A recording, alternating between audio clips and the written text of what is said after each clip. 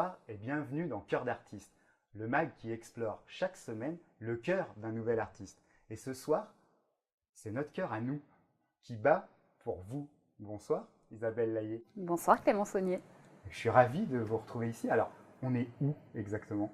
Alors vous êtes ici au Théâtre du Gymnase et plus particulièrement au cœur de mon Love Cabaret. Voilà. Si ça nous parle, nous, pour les cœurs d'artistes. Alors, le Love Cabaret, c'est l'histoire et l'aventure de Lisa. Voilà. C'est Lisa qui part à la conquête de ses rêves. Et puis, elle se prend des portes, des murs, des claques. Et puis, elle tente des choses, elle s'adapte aux situations, elle essaye des choses qui ne sont pas toujours les meilleures. Et puis, finalement, elle finit par trouver son chemin, qui est en fait le chemin qu'on cherche tous au fond. C'est notre chemin personnel. Et voilà, c'est une aventure de vie dans laquelle beaucoup de gens se retrouvent finalement, l'aventure de Lisa. Quand on vient voir le Love Cabaret, exactement, il y a de grands moments de complicité entre vous et le public. Et c'est ça qui est tout à fait délicieux, je dois l'avouer. Et c'est ce que j'adore. Moi, j'adore aller chercher, échanger, partager, titiller, provoquer. C'est toujours dans la bienveillance. Susurrer, voilà. C'est toujours dans la bienveillance. Et de temps en temps, elle va même plus que s'adresser aux personnes, mais on n'en dit pas plus. Exactement, et c'est là toute la subtilité de la complicité.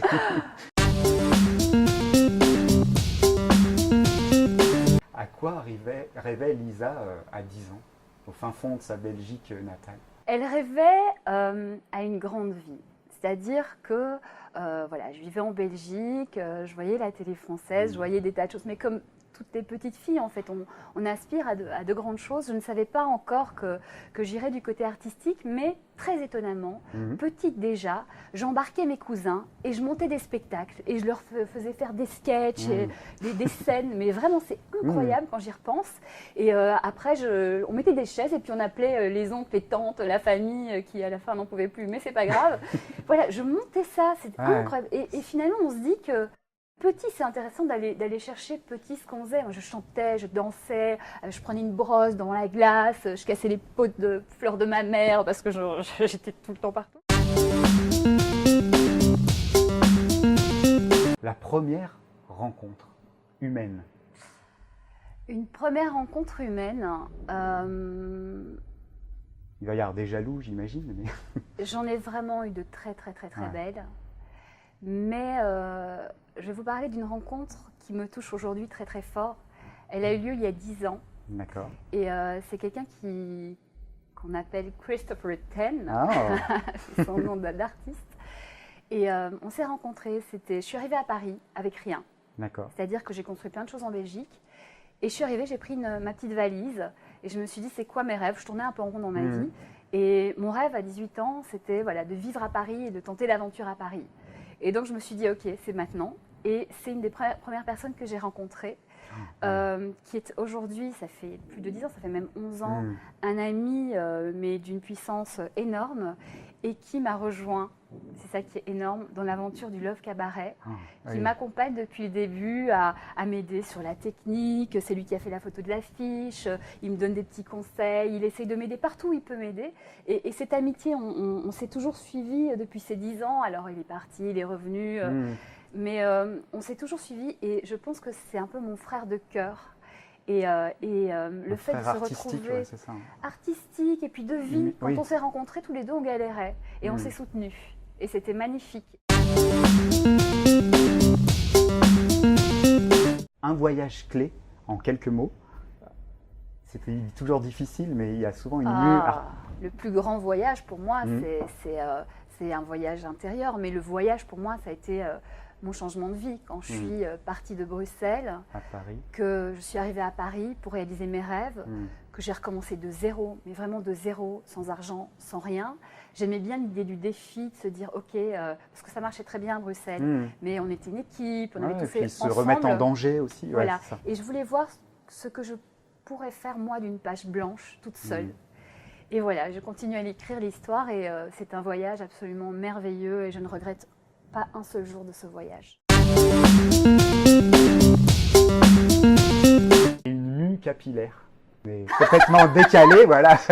Une mue capillaire. Ça m'intéresse parce que souvent dans les salons de coiffure, on voit des femmes rentrer comme ça, avec le visage terne. Et souvent, elles ressortent avec une coupe, ou même chez les artistes. Hein, Georges Clooney s'est trouvé capillairement et il a explosé à ce moment-là. Donc, ça m'intéressait de savoir si chez Lisa Laillé, il y avait eu ce genre de mue. Et si, oui, eh bien oui. C'est vrai. En fait, ce qui s'est passé, c'est que c'est en 2005. Moi, je suis arrivée à Paris en 2004. Et en 2005, j'avais les cheveux, j'ai toujours les cheveux longs, mi-longs. Et je les ai coupés. Et ça a été le début de la liberté. Enfin, c'est très symbolique. Je pense qu'on se coupe les cheveux. En plus, une femme avec des cheveux courts, c'est pas anodin, ça a du caractère. Ça s'ouvre, c'est aussi ouvrir le regard, ne pas se cacher. Ouais. Et ne pas se cacher. Et c'est pas un acte politique, mais c'est un acte symbolique qui a participé à ma libération et au fait de me rencontrer moi-même et de trouver qui je suis, parce que je m'étais construite, mais accompagnée, et c'était aussi trouver qui je suis et m'assumer pleinement. Petite séquence secrète et intime Wow. Dans le mag des cœurs d'artistes, c'est la séquence yeux fermés. Donc je vais vous demander, Lisa Laillé, de me faire totalement confiance. Est-ce que je peux? Vous pouvez tenter. Ok, on y va. Allons-y. J'ai essayé d'avoir le plus d'images possible. D'accord. Vous venez d'embarquer le public dans votre univers. Vous déposez le costume de Lisa, vous êtes en coulisses, démaquillée. Quelle est la première envie d'Isabelle Laillé? Je peux ouvrir les yeux? Oui. Ma première envie, c'est toujours de retourner vers les spectateurs, les gens qui sont venus. C'est un honneur je trouve que les gens se soient déplacés pour venir me voir. Et pour moi, c'est un plaisir d'aller les voir.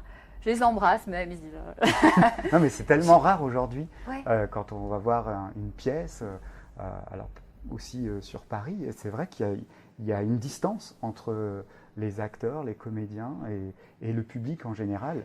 Mais moi déjà dans ce spectacle, moi je vais vraiment vers les gens. Si je pouvais, je les prendrais dans les bras. Bon, je garde quand même une distance artistique.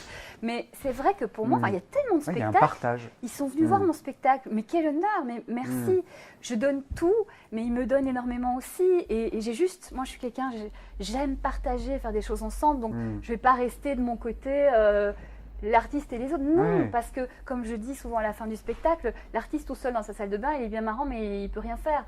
Donc on a besoin les uns des autres. Et on complètement, c'est ce que disait Galabru aussi par rapport à ça. Michel, Michel, voilà, c'est ça.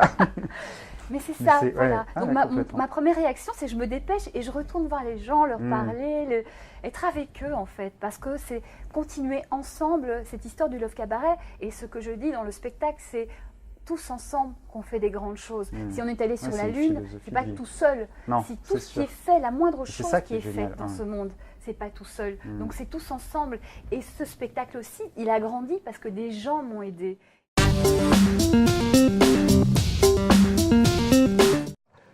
Maintenant, effectivement, il y a une question interdite aussi qui arrive. J'aime bien ça. Une question interdite. Alors attendez de savoir ce que c'est. Même pas peur. La question que vous n'aimeriez absolument pas que je vous pose aujourd'hui.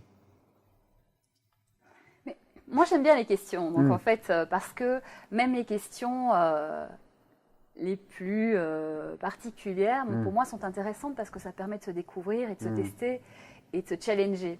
D'accord. Donc, faut que je donne une réponse parce que... Et non.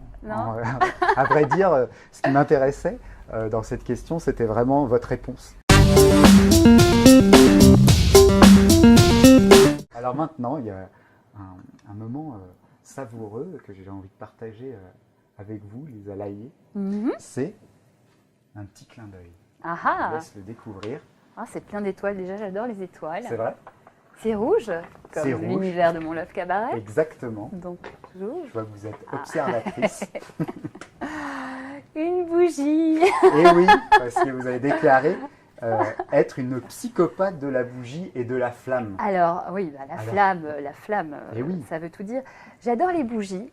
Alors, pour plusieurs raisons. Alors, la bougie, l'anecdote de la bougie, c'est qu'en fait, pour moi, le Love Cabaret, c'est un univers donc intimiste. Il y a des petites tables, des petites bougies. Ça participe à ce côté chaleureux, magique.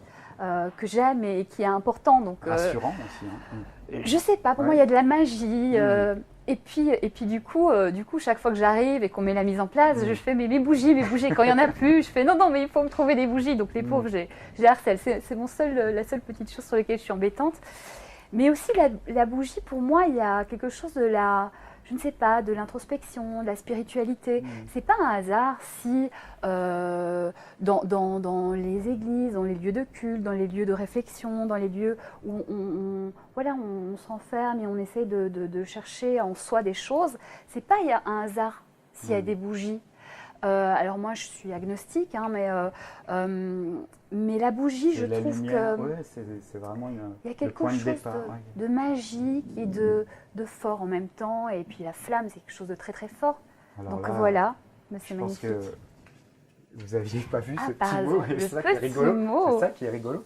Il y a un petit mot avec cette bougie. Alors je vais juste, avant que vous le lisiez, je vais allumer la flamme. Ah oui, allumons la flamme. Non mais j'adore. Pour la fin de notre interview, ici, au théâtre du Gymnase.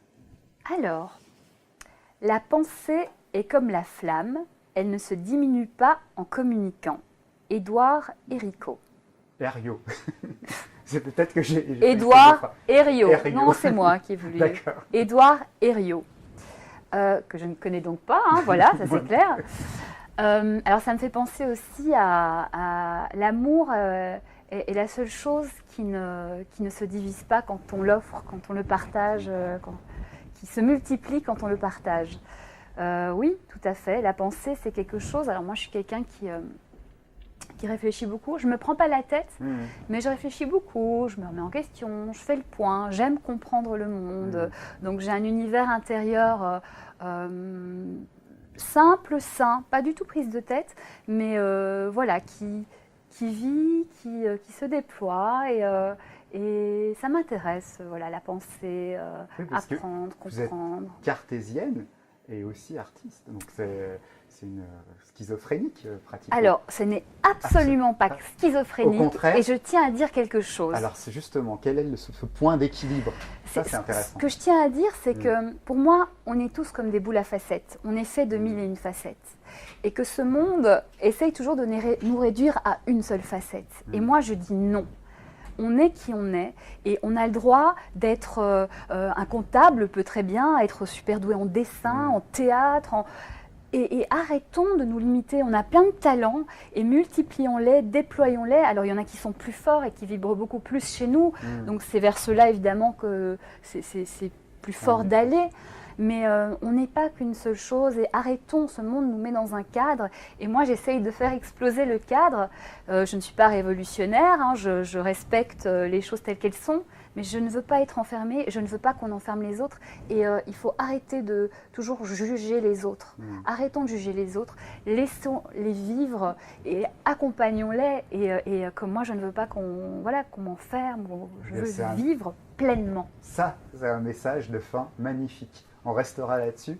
Isabelle Layet, merci beaucoup de nous avoir accueillis. Merci aussi à toute l'équipe du Gymnase. Merci à Christopher Ten qui a été là pour nous aider aussi. Merci à Léon Cailleul. Merci aussi à Boris, à la technique qui nous ont aidés magnifiquement pour cette interview. Et merci à toi Clément. Merci beaucoup. Merci.